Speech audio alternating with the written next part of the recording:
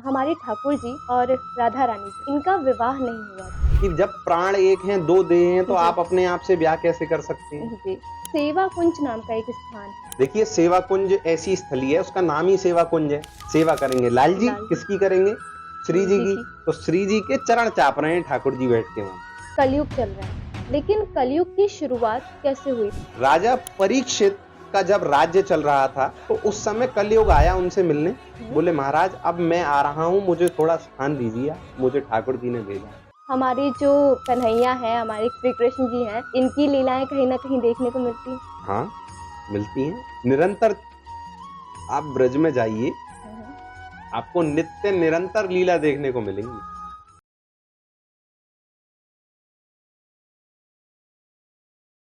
Hello, नमस्ते and welcome to KZ talks. मैं हूं आपकी होस्ट अदिति मिश्रा और आप सभी का स्वागत है हमारे इस नए पॉडकास्ट एपिसोड में। जैसा कि हम सभी को पता है कि हमारे श्री कृष्ण, हमारे कन्हैया का जन्म मथुरा में हुआ था। और वो कहते हैं ना कि मथुरा वृंदावन में कोई जाता नहीं है, उसे बुलावा आता है। लेकिन आज हमारे साथ एक ऐसे शख्स मौजूद हैं जिन्होंने वृंदावन के सबसे प्रसिद्ध मंदिर श्री राधा रानी जी के मंदिर में उन्हें सेवा करने का अवसर प्राप्त हुआ है। आज हम आपको मिलवाने जा रहे हैं सोशल मीडिया पर मेरो मथुरा नाम के पेज से फेमस अक्षित शर्मा जी से। तो चलिए बिना किसी देरी के आपको मिलवाते हैं अक्षित शर्मा जी से। राधे राधे। राधे राधे जी, जय कैसे हैं श्री आप? कृष्ण। श्री जी की बड़ी अनंत कृपा है कि ठाकुर जी की लीलाओं को सुनने वाले श्रोताओं से हमें मिलवाते रहते हैं, और उसी क्रम में आपसे भी आज भेंट हो रही है।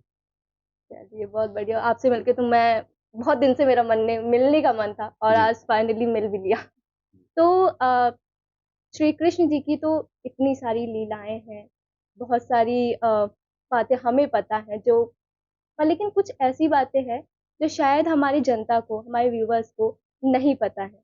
कुछ ऐसी लीलाएं आप बताएंगे?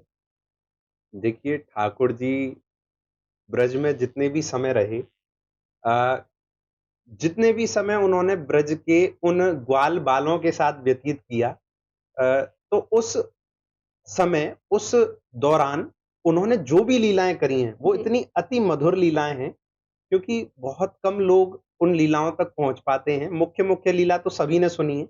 जैसे ठाकुर जी ने अपनी कनिष्ठ का उंगली पर गोवर्धन जी बदन को उठाया उठाया, था। जी। कालिया नाग का मर्दन किया, ये तो सब सुनते ही हैं। और ठाकुर जी, हमारे लाल जी जो हैं, इतनी रसमय लीलाएं करते हैं और यशोदा मैया और ब्रजवासियों को इतना सुख देते हैं, जिसकी आप कल्पना भी नहीं कर सकते। बिल्कुल। क्यों? कि हमारे लाल जी जो हैं, छोटे से हैं, 2 ढाई वर्ष के। और 2.5 वर्ष के होने के बाद भी जब सुबह सोकर उठते हैं, जी। तो सबसे पहले अब इनको दूध चाहिए, सबसे पहले अब इनको माखन चाहिए। तो जैसे ही ठाकुर जी उठते हैं, तो यशोदा मैया को ये बात पता होती है कि ये माखन की तरफ दौड़ेंगे। तो यशोदा मैया अब इनके पैरन में नूपुर बांध दें अच्छा। कि छन छन आवाज आ जाए। जैसे ही लाला जगेगो, सोई मैं दौड़ के आ जाऊंगी, लाला को पकड़ लूंगी। अब लाल जी भी चतुर हैं हमारे।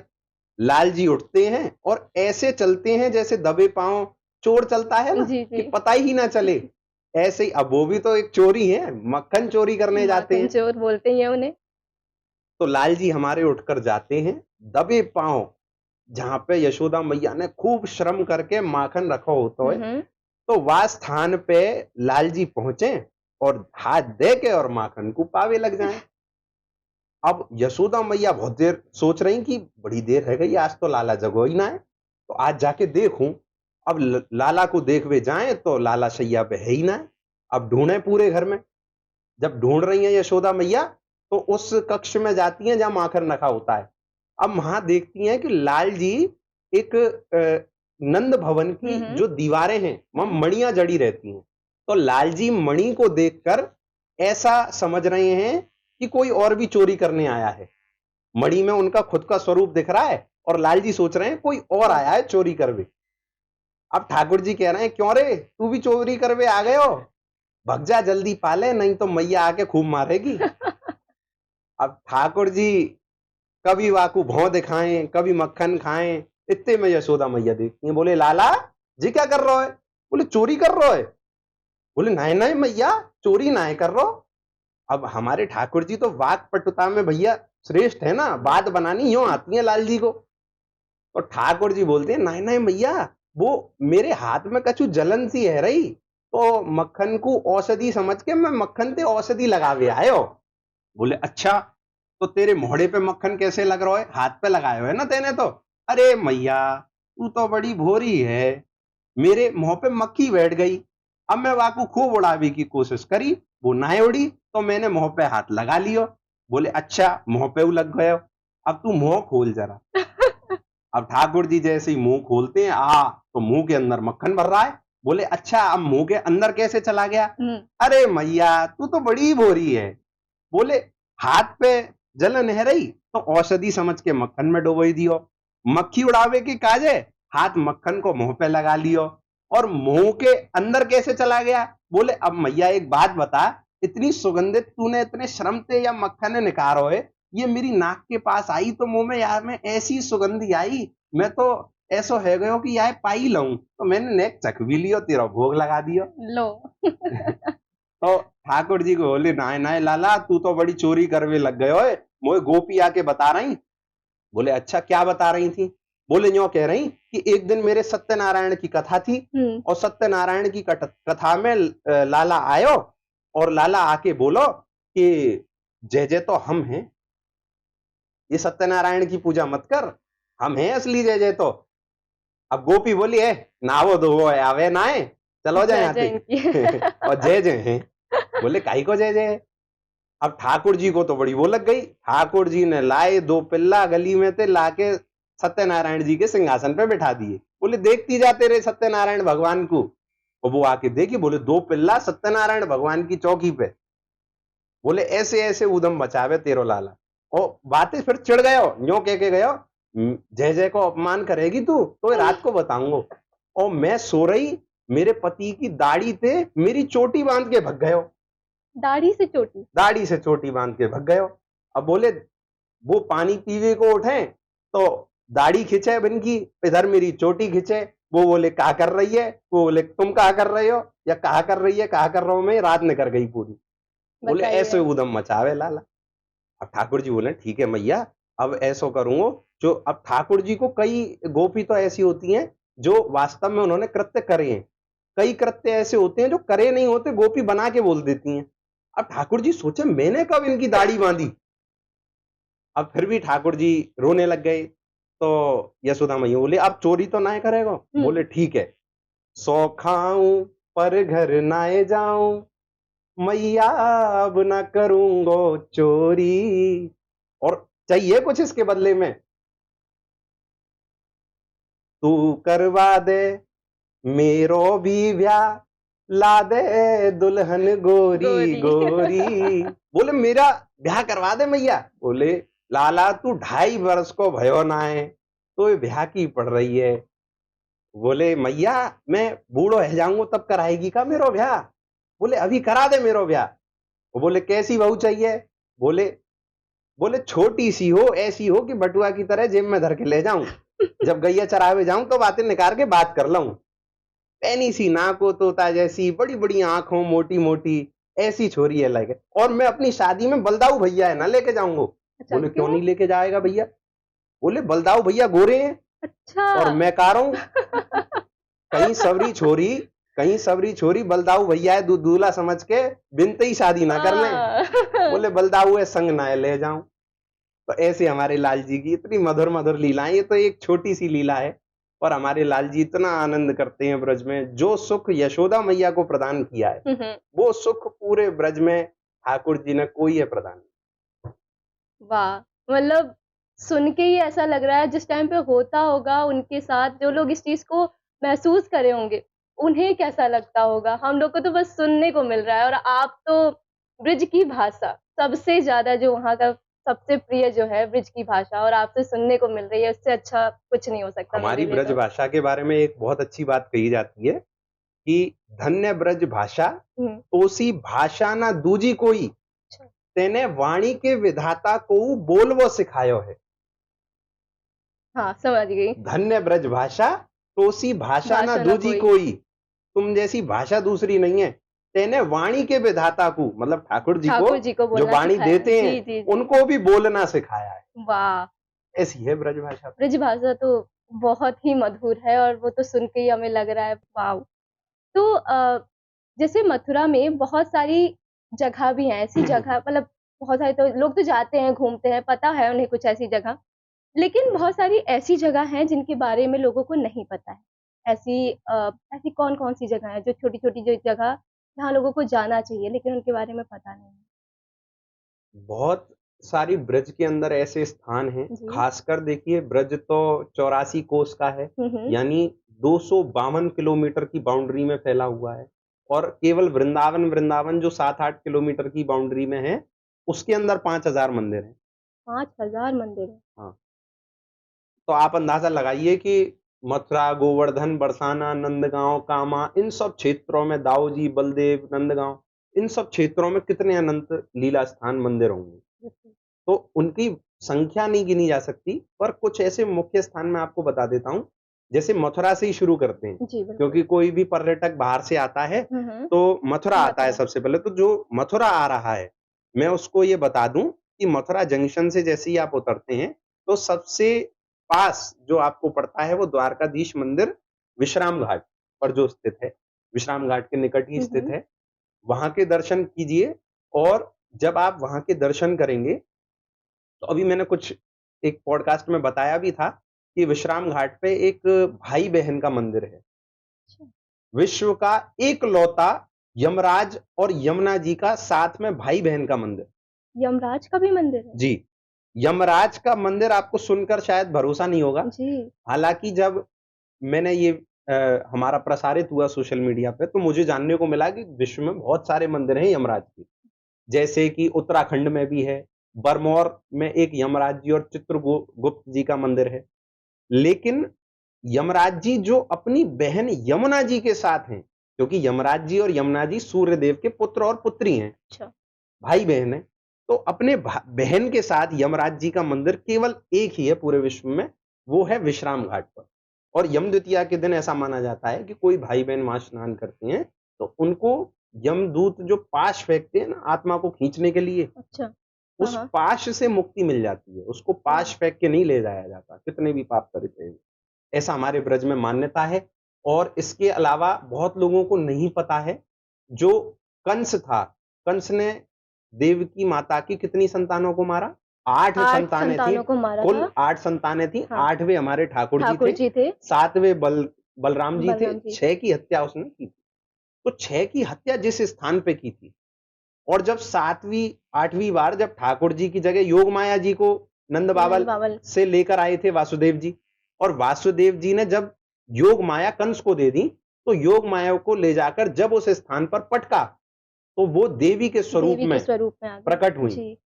तो वो जिस स्थान पर देवी के स्वरूप में प्रकट हुई, वो स्थान आज भी ब्रज में है, कंकाली देवी के नाम। ओह! कृष्ण जन्मभूमि से 3 या 4 किलोमीटर के मथुरा की परिक्रमा में ये स्थित है हुँ, हुँ। कंकाली देवी, कंकाली देवी के नाम जहाँ से। पे वो योग माया जी ने प्रथम दर्शन दिए हैं। और उसी के आगे एक मंदिर है श्री भूतेश्वर महादेव का। वहाँ पे क्या है? वो केदारनाथ के उपलिंग हैं। अच्छा, 12 ज्योतिर्लिंग हैं ज्योतिर्लिंग भगवान वाला शिव हाँ, के पूरे भारत में और हर ज्योतिर्लिंग के एक उपलिंग है। अच्छा। तो केदारनाथ के जो उपलिंग हैं मतलब अगर आप भूतेश्वर महादेव के दर्शन करते हैं तो आपको केदारनाथ जी के दर्शन का फल प्राप्त होता है प्राप्त हो और वो स्वयं शत्रुघ्न जी द्वारा स्थापित किए गए हैं। क्यों? जब आपको शायद ये भी नहीं पता होगा अभी कि मथुरा का नाम मथुरा कैसे पड़ा? हुँ, नहीं पता ना? हुँ, बहुत लोगों को नहीं पता है कि मथुरा का नाम मथुरा कैसे पड़ा? जब मथुरा में बहुत सारी मान्यताएं हैं कि मथुरा में एक देवी थी जिनका नाम मथुरा देवी है, उनके नाम से मथुरा पड़ा। लेकिन पौराणिक कथाओं में ऐसा हमें सुनने को मिलता है कि मथुरा में एक राक्षस रहता था जिसका नाम था मधु राक्षस। जिसके नाम से जिस वन में वो रहता था उसका नाम मधुवन था। आपने सुना होगा कई मधुबन भजनों में जी, जी। मधुवन, मधुवन में कन्हैया जो कन्हैया कभी किसी गोपी से मिले। तो जो मधुवन है वो उन्हीं के नाम से था। उन्हीं के नाम से इस पूरे क्षेत्र का नाम मधुपुरी पड़ा। जो कालांतर में मधुरा से मथुरा हो गया। अच्छा, ऐसा कई कल शास्त्रों में वर्णित है। अलग-अलग मान्यताएं हैं। कुछ लोग मथुरा देवी के नाम से मथुरा को जानते हैं और सप्तपुरियों में आने वाली श्रेष्ठपुरी है। तो जब मधु राक्षस था तो उस समय पे उनका पुत्र था लवणासुर, और लवणासुर जो था उसके पास अपने पिता का दिया हुआ एक शूल था, जो कि श्री शिव, श्री महादेव ने उनको प्रदान किया था। जब ब्रजवासी लवणासुर के आक्रांता के कारण बहुत परेशान हो गए, तो वो राम जी के पास गए, राम जी से उन्होंने विनती करी, तो उन्होंने अपने सबसे छोटे भाई शत्रुघ्न जी को कूच करने के लिए भेजा। तो शत्रुघ्न जी ने पहले, जैसे राम जी ने लंका जाने से पहले रामेश्वरम महादेव की स्थापना की थी, ऐसे ही शत्रुघ्न जी ने भूतेश्वर महादेव की स्थापना करी, तब लवणासुर से युद्ध किया और लवणासुर को पराजित करके शत्रुघ्न जी मथुरा के राजा बने। तो ये एक प्राचीन मंदिर है श्री भूतेश्वर महादेव, जिसके आप सब दर्शन कर सकते हैं। और शत्रुघ्न जी जो कि मथुरा के राजा थे, उनका भी एक मंदिर मथुरा के अंदर है, बहुत लोगों को नहीं पता।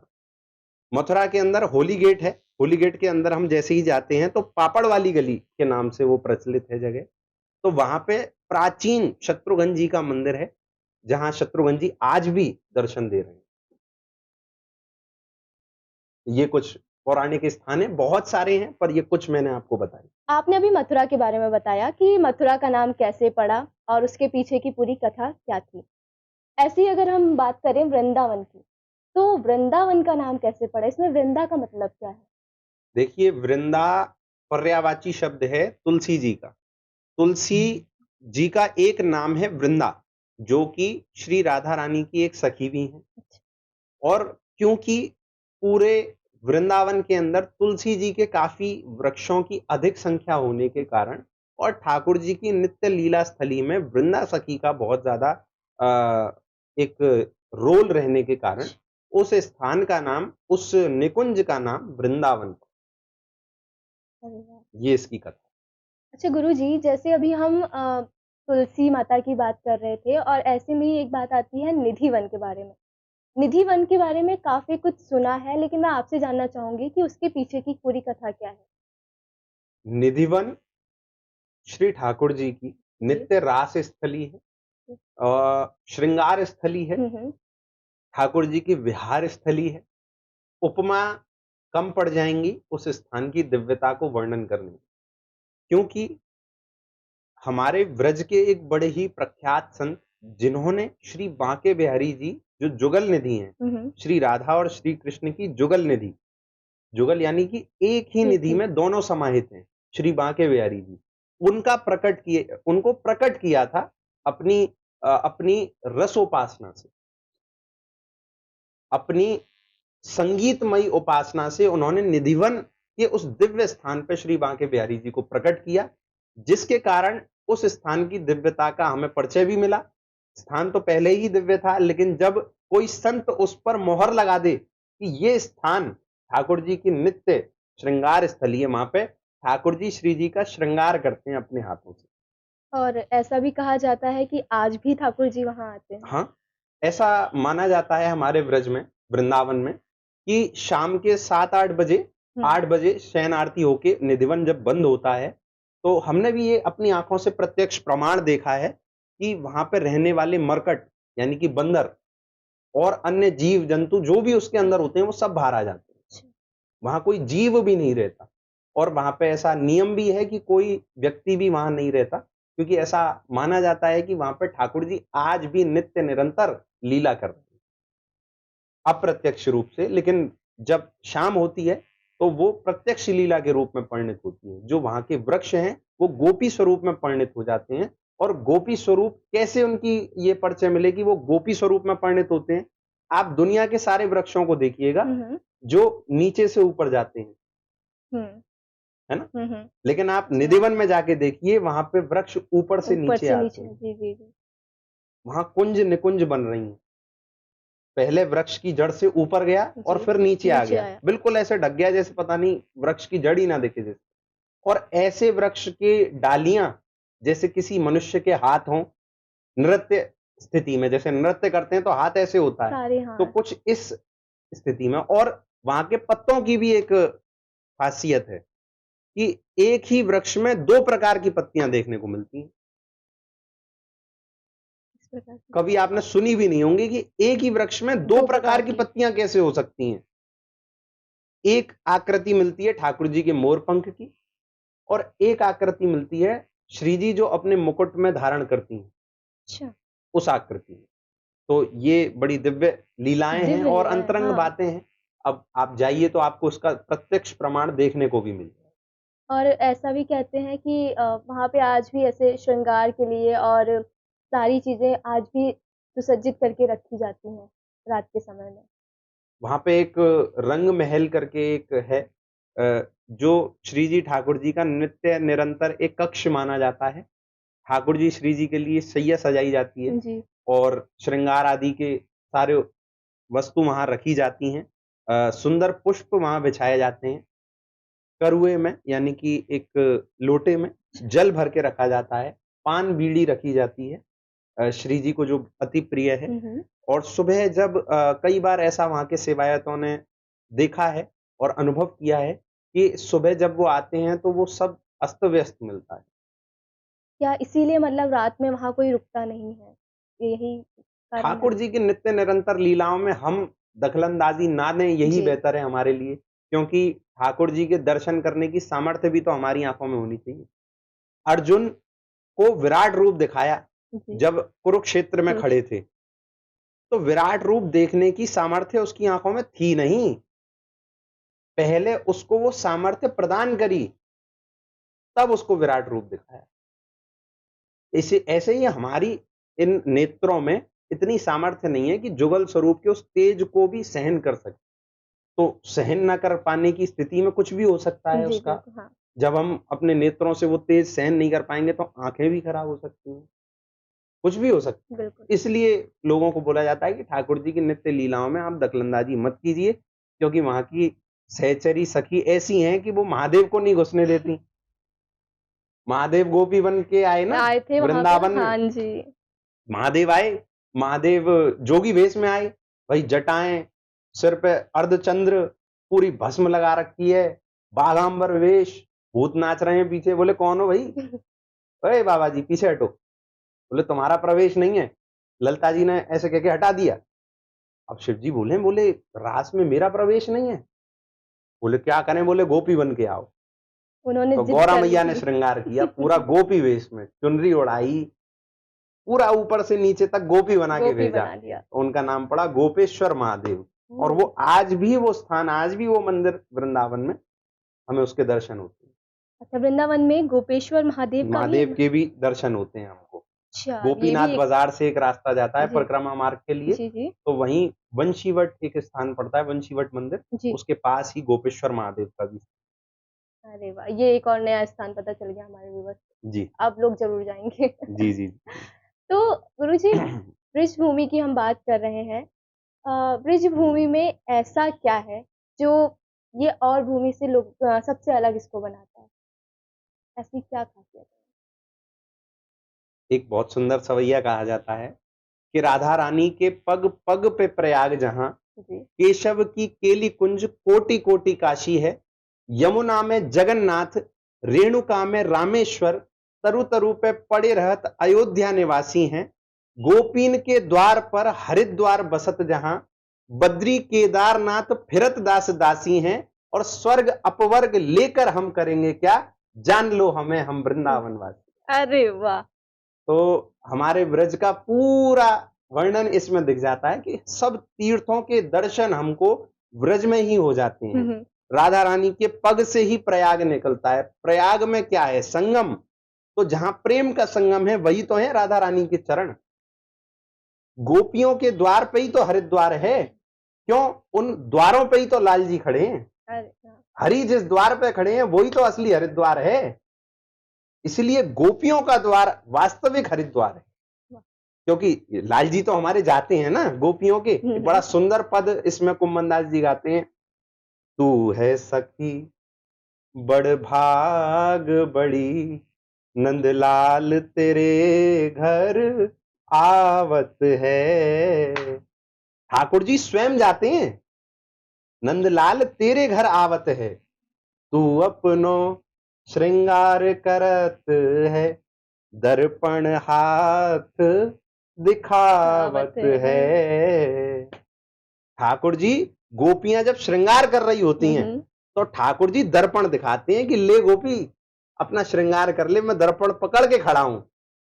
जिस स्थान पे लाल जी ऐसी ऐसी लीलाएं कर रहे हैं वो स्थान सब तीर्थों से बढ़कर क्यों ना हो। यही हमारे व्रज की महिमा।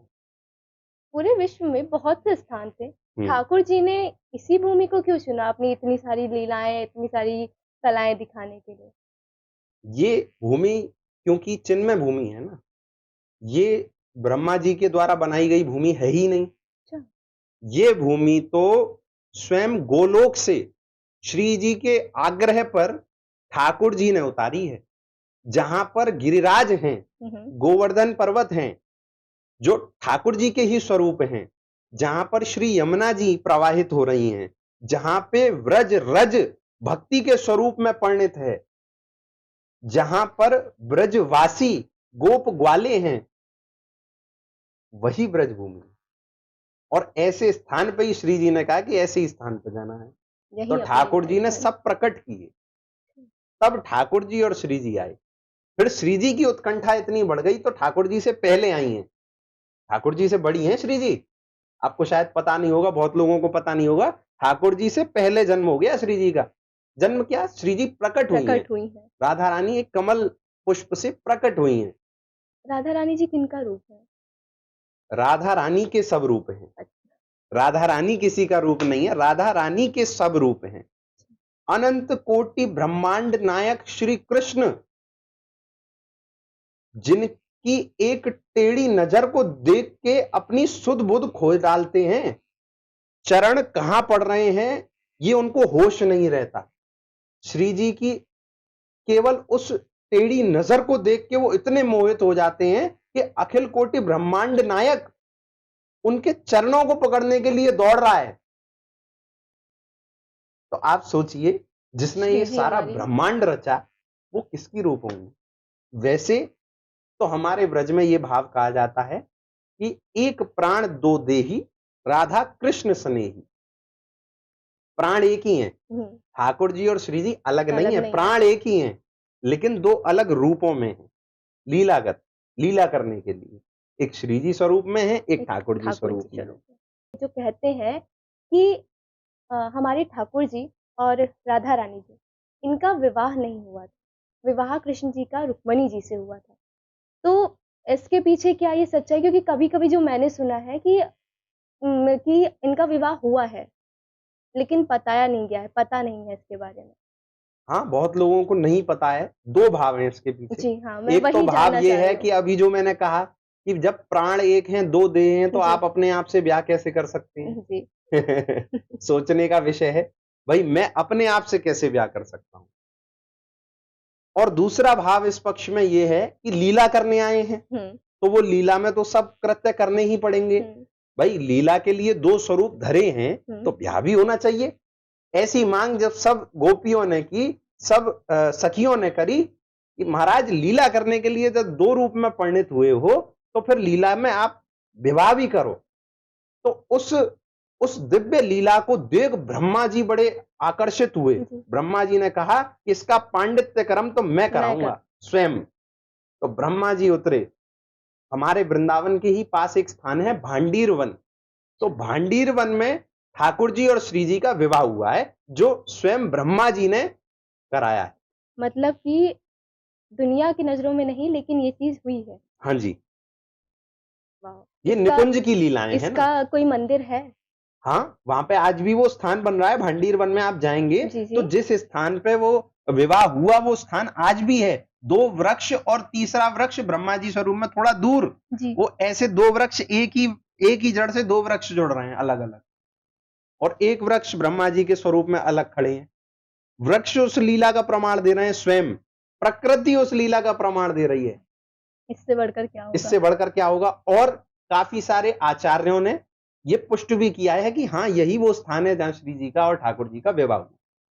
ब्रह्म वैवर्त पुराण ने ये प्रमाण किया है कि भांडीर वन में ठाकुर जी श्री जी का विवाह हुआ है। ये थोड़ी सी मन में थी जानने की इच्छा, इसकी पूरे पीछे की कथा, इसलिए मैंने आपसे ये चीज पूछी और आज मुझे ये चीज पता चली। तो क्या आपके जीवन में कभी कोई ऐसा चमत्कारी अनुभव हुआ कि आपको लगा हो कि हाँ, ये ठाकुर जी की लीला हुई? ऐसा होता है ना कभी अचानक से आपके जीवन में कुछ हम्म, ऐसा हो जाता है, तो लगता है कि हाँ, ये भगवान की कृपा थी। नित्य निरंतर होते रहते हैं, वो ये कैसे? निरंतर होते रहते हैं। आज आज ही की बात समझ लीजिए आप। कुछ बिल्कुल। ही दिन पहले मतलब आजकल में ही अभी किसी स्थान पर पहुंचना था जी। और पहुंचना असंभव था। असंभव मतलब जिसको कहते हैं बिल्कुल संभव ही नहीं है। बस एक श्री जी को हृदय से पुकारना होता है, तो वो सारी व्यवस्था को ही अपने आप आगे बढ़ा देती हैं। असंभव होते हुए भी संभव हो जाए। अब वो तो बहुत निज वो है अनुभव, अनुभव इस तरीके से प्रकाशित ना करें तो बेहतर है, क्योंकि ठाकुर जी और श्री जी के बहुत लोग यही सबसे बड़ी गलती करते हैं कि अनुभवों को प्रकाशित कर देते हैं दुनिया के आगे। तो ठाकुर जी, श्री जी फिर उनसे कोई लीला करते भी नहीं, कि बोले ये दुनिया में गा देगा अभी जाके तो हम क्यों करें? तो इसीलिए थोड़ा, लेकिन होता है, नित्य अनुभव होता है, हर वक़्त अनुभव होता है। आपको दिख रहे हैं यहाँ कहीं ठाकुर जी, श्री जी? हमको दिख रहे हैं। हाँ, देखो आपके पीछे खड़े हैं। हमारे ब्रज में जी, ऐसा स्वरूप बताया है ठाकुर जी का, भागवत जी में भी है। जी। वरहापीडम नटवर वपु कर्णयो कर्णकारम, मतलब अपने इस पे शीश पे हुँ, हुँ। मोर का पंख है, मयूर का पंख। पंख है। नटवर वपु, नट यानी कि जो एक्टर होते हैं, एक्टिंग करते हैं। अच्छा, तो एक्टर जब एक्टिंग करते हैं तो कैसे जाते हैं? मेकअप करके, मेकअप-वेकअप एकदम करके। अच्छा बन के, अपना बेस्ट बन के। तो ठाकुर जी तो सो के भी उठते हैं तो वैसे ही दिखते हैं, बेस्ट। नटवर वपु कर्णयो कर्णकारम। आज सुबह हम आ रहे थे, हुँ, आपको हुँ। दिखाता हूँ एक चीज बहुत सुंदर, मतलब आपको एक लीला बताता हूँ। कर्णयो कर्णकारम का मतलब क्या है? कर्णयो कर्णकारम का मतलब है ठाकुर जी अपने एक कर्ण पे, कर्ण मतलब कान पे, कान पे। एक कान पे ठाकुर जी अपने कर्णिका का फूल रखते हैं। आज हम सुबह सुबह आ रहे थे तो हमको अब ये थोड़ा सा हुँ, समय हुँ। में जेब में रखे रखे ऐसा हो गया, ऐसे करके कान के ऊपर ऐसे लगा लेते हैं और ठाकुर जी ऐसे करके चलते हैं। अब जब चलते हैं ठाकुर जी, तो इस तरफ मधुमंगल और इस तरफ श्रीदामा। तो मधुमंगल कहता है, अरे वाह लाला की जय हो, आज तो बड़े सुंदर स्वरूप में है। और श्रीदामा कहता है, नहीं नहीं कन्हैया, आज कुछ कमी सी लग रही है। बोले, या ये जो पुष्प है या कान की जगह या कान पे या कर ले। कान अब ठाकुर जी हाथ लगाए बिना यो उछाल के इस कान से उछाल के इस इस कान पे कान। लगा लेते हैं। तो ही श्रीदामा प्रसन्न हो जाता है। फिर मधुमंगल कहता है, अरे नहीं नहीं लाला, अब तो स्वरूप बिगड़ गया, अब मजा नहीं आ रहा है ना?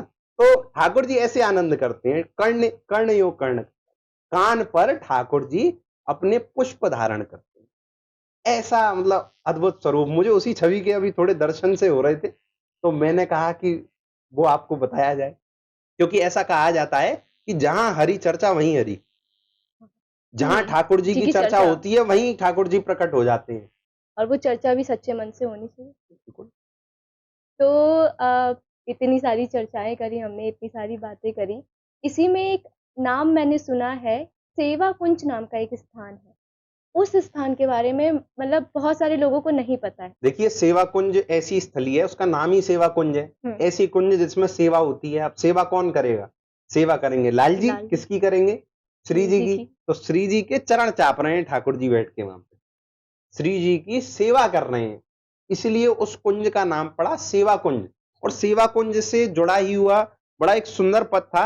अभी सेवा कुंज की बात चली तो मुझे मैंने अभी अभी पढ़ा था, बिल्कुल मुझे बड़ा अच्छा लगा, आपको सुनाता हूं मैं। जी, एक रज रेणुका पे चिंतामणि वार डारू। चिंतामणि एक मणि है बड़ी मणि है। दिव्य।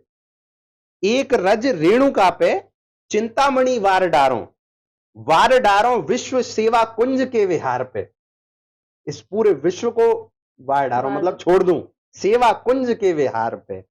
एक रज रेणुका पे चिंतामणि वार डारो विश्व सेवा कुंज के विहार पे। लतान की पतान पे कोटि कल्प वार डारो, रंबाहू को वार डारो गोपीन के द्वार पे। ब्रज की पनिहारिन पे रति सची वार डारो, बैकुंठ हु बार डारो कालिंदी की धार पे। कालिंदी यमुना जी। जी, और कहे अभिराम एक राधा जू को जानत है, देवन को वारी डारू नंद के कुमार। वाह! मतलब सारे देवों को छोड़ दूं मैं केवल एक नंद के लाला के लिए। ठाकुर जी के स्वरूप के लिए। तो ये सेवा कुंज की ही महिमा को लेकर एक पद था बड़ा सुंदर। तो गुरुजी, जैसे हम्म, कि कलयुग चल रहा है, लेकिन कलयुग की शुरुआत कैसे हुई? महाभारत तक का तो सबको पता है कि कैसे खत्म हुआ। हम्म। उसके बाद क्या हुआ? कलयुग की शुरुआत कैसे हुई? महाभारत के बाद जो अर्जुन के प्रपौत्र थे, हम्म। प्रपौत्र नहीं पौत्र, पौत्र।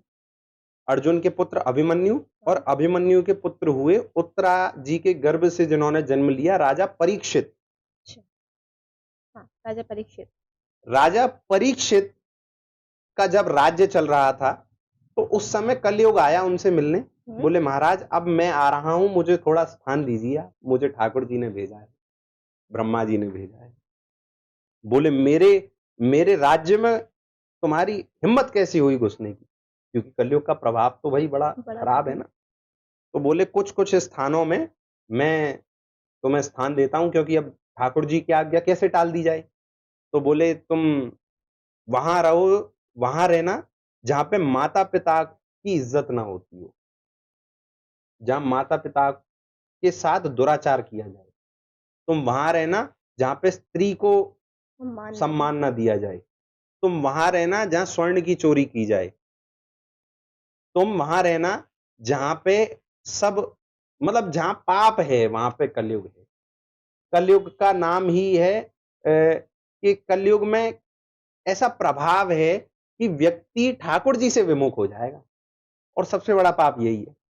फिर ऐसा क्यों कहते हैं कि कलयुग में भगवान को मनाना या फिर वो सबसे सब आसान है, आसान है?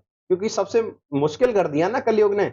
भाई सतयुग में तो ठाकुर जी को पाने के लिए करोड़ों करोड़ों वर्ष तपस्या करनी पड़ती थी। जी। एक टांग पे खड़े होकर ऋषि तपस्या करते थे। हाँ।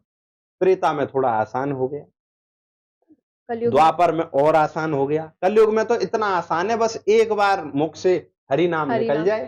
क्योंकि लोगों के लिए वही करना मुश्किल हो गया है। नाम संकीर्तनम यस्य सर्व पाप प्रणाशनम। मतलब केवल ठाकुर जी का नाम नाम जपने से। संकीर्तन सब पापों का क्षय कर देता है। ठाकुर जी का नाम ही केवल, कलयुग केवल नाम आधारा, कलयुग केवल नाम आधारा है, नाम आधार है। ठाकुर जी का नाम सबसे बड़ा है। केवल नाम लेने से ही पाप खत्म हो रहे हैं। बिल्कुल। लेकिन लोगों को वही करने में सबसे ज्यादा दिक्कत हो रही है ना आजकल। नाम तक नहीं ले पा रहे।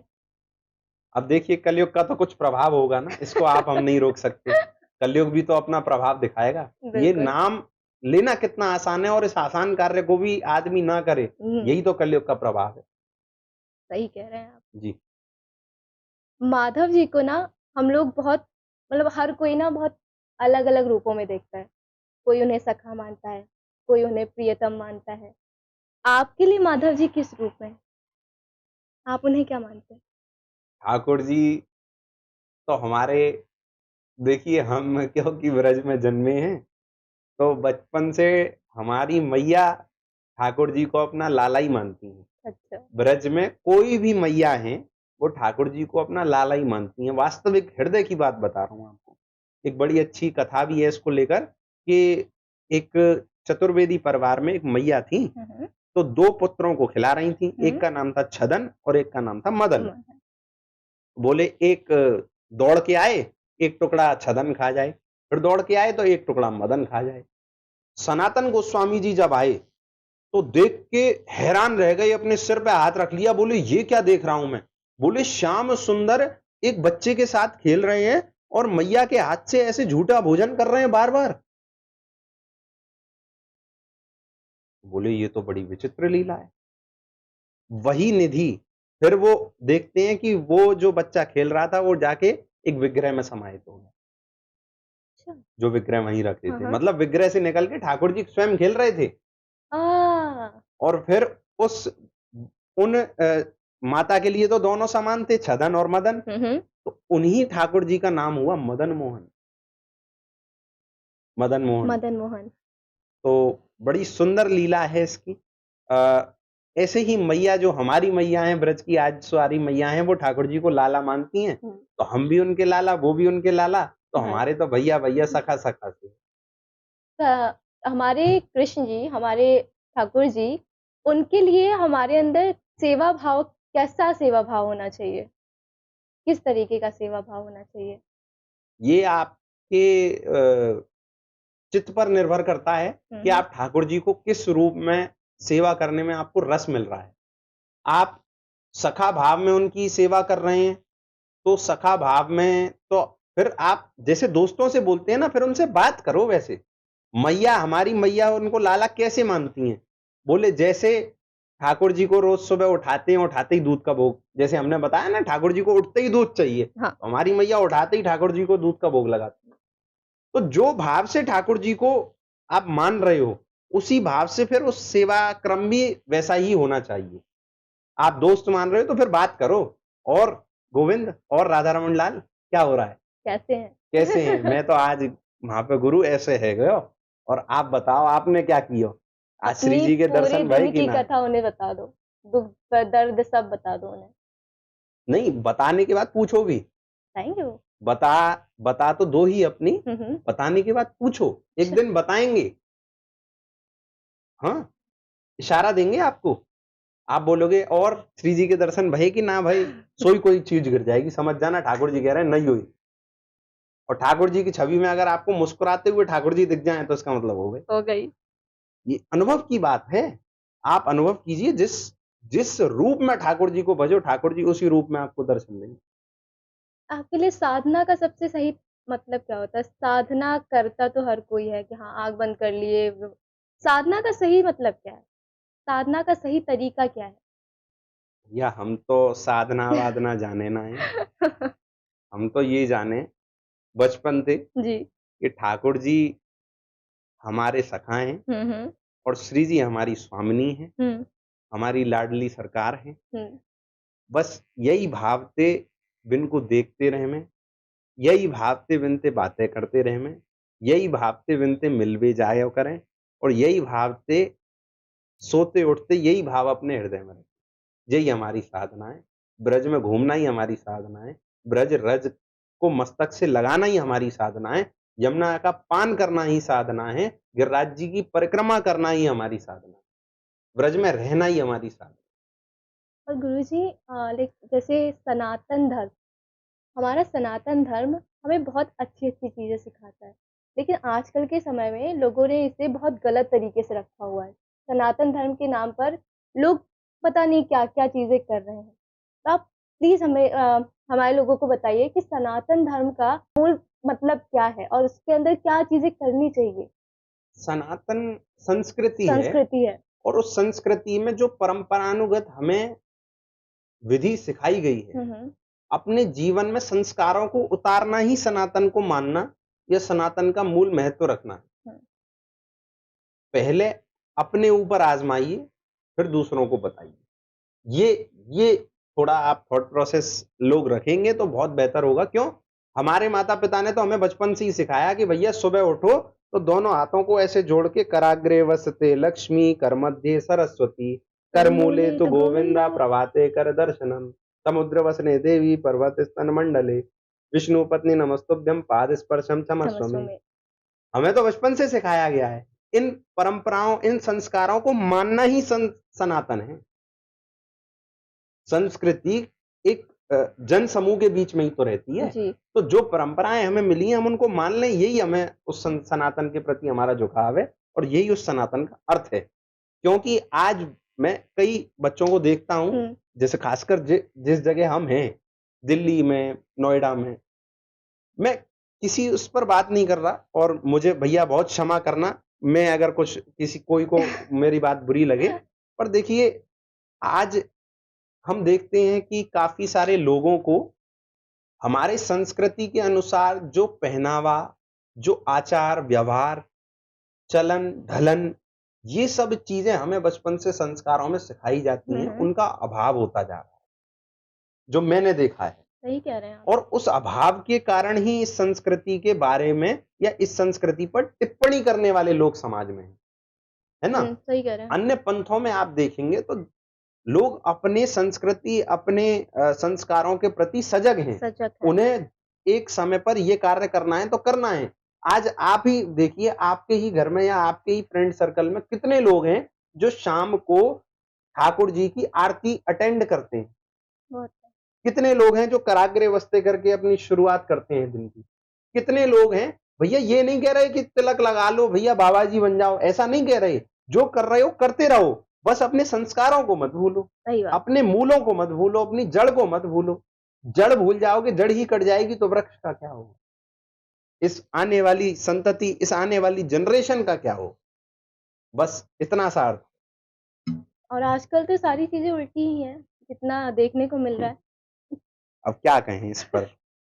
कह दीजिए, बता ही दीजिए। नहीं, कोई टिप्पणी करने का कोई सार नहीं है, क्योंकि जी, देखिए जी। पर निंदा से बचो। हम तो जितना कह सकते हैं, किसी की निंदा मत करो, यही हमारी संस्कृति। हमारा संस्कार तो ये है कि हम निंदा ना करें किसी बिल्कुल। की। हम किसी की निंदा से बचें, क्योंकि दूसरे की निंदा करने में ही अपना सारा जीवन लगा दिया, अपना सारा श्रम लगा दिया, मेहनत लगा दी, तो अपना भजन कब करेंगे? तो जैसे अभी हम सब ऐसे कलयुग के बारे में बात कर रहे थे कि कैसे स्टार्ट हुआ, क्या हुआ। तो क्या आपको लगता है कि कलयुग में भी हमारे जो कन्हैया हैं, हमारे कृष्ण श्री कृष्ण जी हैं, इनकी लीलाएं कहीं न कहीं देखने को मिलती हैं? हाँ, मिलती हैं निरंतर। आप ब्रज में जाइए, हुँ, हुँ। आपको नित्य निरंतर लीला देखने को मिलेंगी। हमारे मथुरा में एक मंदिर है, द्वारकाधीश मंदिर। मैं अपना अनुभव बताता हूँ आपको। मैं बचपन में पिताजी की उँगली पकड़ के, पिताजी ऐसे उँगली देते थे, हम ऐसे पकड़ के चलते थे। जब इतने छोटे थे, मैं ये समझा रहा हूँ कि हम इतने छोटे थे, तब हम द्वारकाधीश मंदिर संध्या आरती में जाते थे। जी। उनकी मतलब संध्या आरती नहीं, उनकी जो शयन आरती है वो 7 साढ़े 7 बजे हो जाती है, तो शाम का ही समय रहता है। तो हम द्वारकाधीश जाते थे।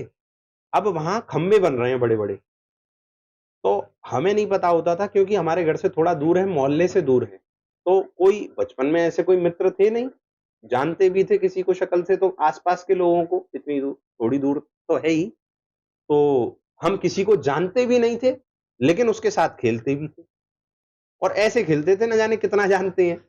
हाँ, कुछ बच्चे वहाँ पे मिलते ही थे खेलते हुए। अच्छा। एक दिन किसी सिक्योरिटी गार्ड ने एक बच्चे को डाँट दिया, "ए क्या हल्ला कर रहे हो? मंदिर है यहाँ, दर्शन कर रहे हैं लोग, तुम खेल रहे हो यहाँ पे, यहाँ से यहाँ, यहाँ से यहाँ, हल्ला मचा रहे हो।" भगा दिया। ठाकुर जी सपने में आए रोज उस रात, द्वारकाधीश जी, और छाती पे अपना घोंटू रख दिया उसके। क्यों भाई, मेरे सखाओं को डांट रहा था तू, मेरे सखान को डांट रहो, बुलाए के ला, माफी मांग अभी तत्काल, और कल से सबरे सखा आ जाने चाहिए, मोए बड़ो आनंद आवे बिन के संग खेलवे में।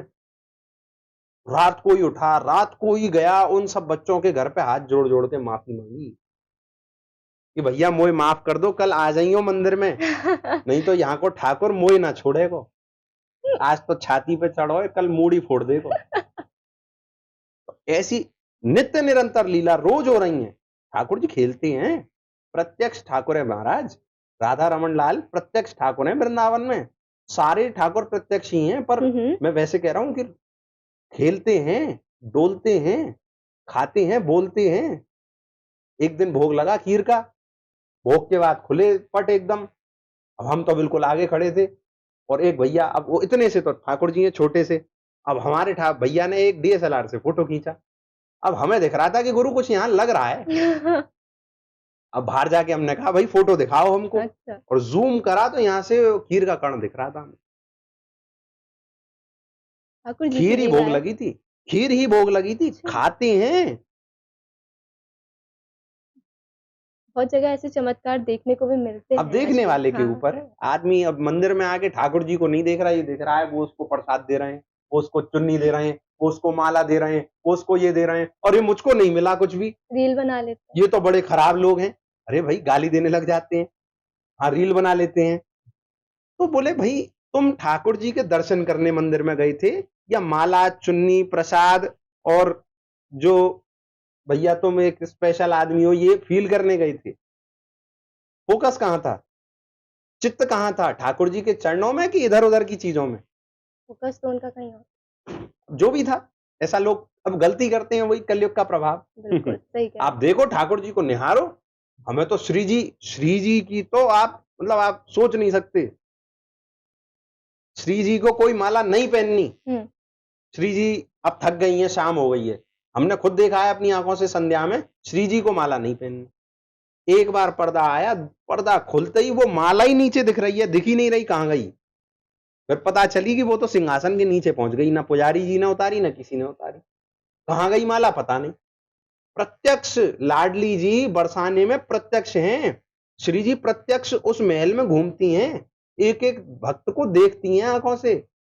हमको तो कभी कभी बोलती हुई और दिखाई दे जाती हैं महाराज, कि कुछ कह रही हैं, लाल जी से कह रही हैं, हमसे कह ही नहीं रही। हाँ, प्रत्यक्ष लीला आप जाके अनुभव कीजिए ब्रज में।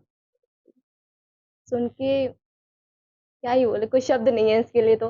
पर जैसे श्री जी की इतनी बातें हो रही हैं, तो हमारी राधा रानी जी हमारे श्री जी को वृंदावन में जो इतना ज़्यादा उनकी नाम को बढ़ावा दे रहे हैं, उनकी पूजा करें, प्रेमानंद जी महाराज की अगर मैं बात करूं, तो उनसे कभी आपकी मुलाकात हुई है?